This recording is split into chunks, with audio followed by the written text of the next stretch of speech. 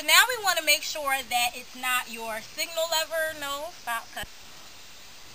Alright, so first we have to troubleshoot. You got to make sure that the problem is not your shift lever or your fuse box.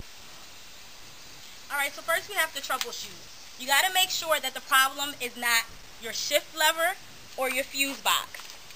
First we're going to check the fuse box. The shift lever or the fuse box. Cut! Alright, wait. I'm ready. You gotta stop laughing! Alright, now that we know the problem... Wait, I'm ready. How can we... Okay, now I'm ready. Okay, another take. Here we go. Okay. So this concludes the demo of how to replace your combo flasher on a 2002 Chrysler Sebring. As you can see, it was easy. Anybody could do it.